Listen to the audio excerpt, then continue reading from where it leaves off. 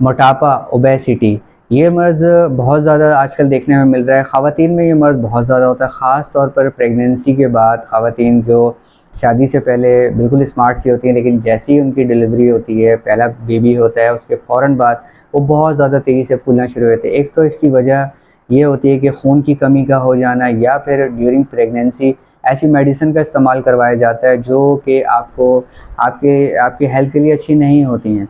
तो होता ये है कि जिस्म के अंदर एक बिगाड़ पैदा होता है खून की कमी हो जाने की वजह से, या जिस्म के अंदर जिगर सही अपनी परफॉर्मेंस नहीं कर रहा होता, इसकी वजह से ये मर्ज़ लाहक हो जाता है।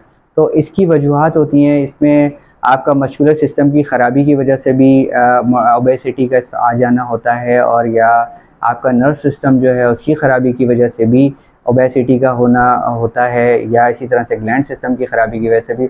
इसको आपका बेहतरीन मॉलिश कोई अगर हो तो वही मुकम्मल तशख़ीस के बाद आपको बता सकता है कि आपको जो मोटापा है वो किस वजह से है। और इसका, क्योंकि इन तीनों मोटापे का जो इलाज है वो बिल्कुल डिफरेंट वेज़ में होता है, उनकी ग़िज़ाएँ अलग होती हैं, उनका इलाज, उनकी दवाएँ अलग होती हैं।